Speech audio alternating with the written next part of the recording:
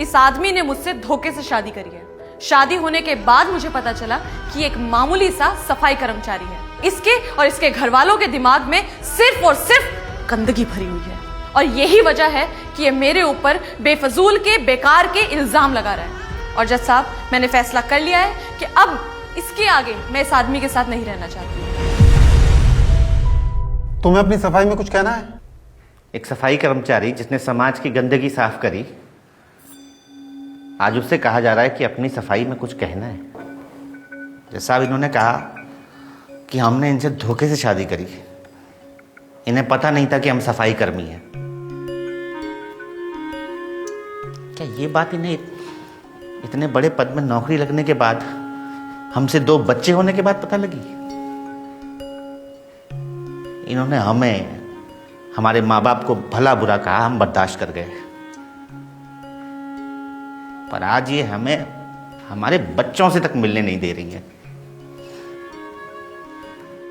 हम मानते हैं कि आदमी भी गलत होते हैं, बहुत आदमी गलत होते हैं। क्या हमेशा गलत होते हैं? हम ये भी मानते हैं कि औरत को ही आदमी की तरह जीने का अधिकार है, आजादी का अधिकार है। पर शादी के इतने साल बाद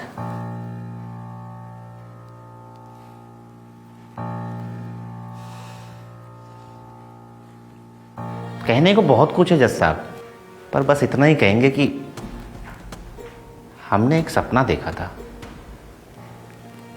समाज से एक और गंदगी साफ करने का।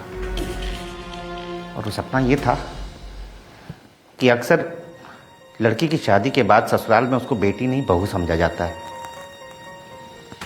बहू जिसका काम होता है चूल्हा चौका करना, सास ससुर की देखभाल करना, पति की देखभाल करना, बच्चों की देखभाल करना। हमने उससे कहीं आगे आकर अपनी पत्नी को पढ़ाना चुना।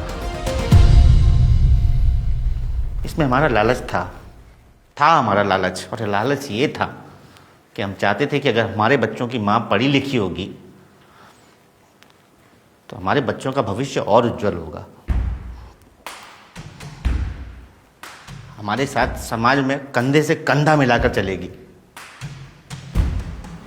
पर हम भूल गए साहब कि एक बड़ा अधिकारी सफाई कर्मी के साथ कंधे से कंधा मिलाकर नहीं चलता। जज साहब,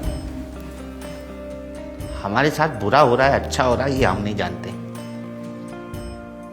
लेकिन हम इतना जानते हैं कि हमारे देश में बहुत सारी पत्नियों के साथ बुरा होने वाला है। अगर आज इसमें कुछ सोचा नहीं गया ना, तो कल पति अपनी पत्नियों को आगे पढ़ाने के लिए सोचेंगे जज साहब।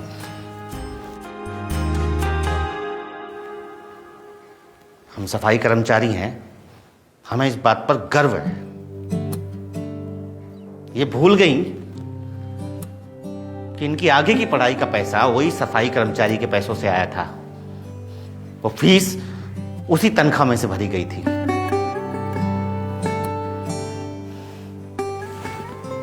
उस पैसे में गंदगी नहीं थी जज साहब,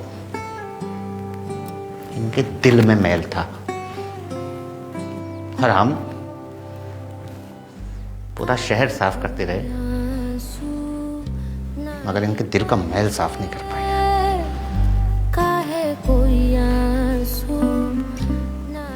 शहर की सफाई हम देख लेंगे जैसा, दिलों के इस मैल की सफाई आपको करनी होगी, वरना बहुत सारी औरतें अपने अधिकार से वंचित हो जाएंगी जैसा। काहे कोई आंसू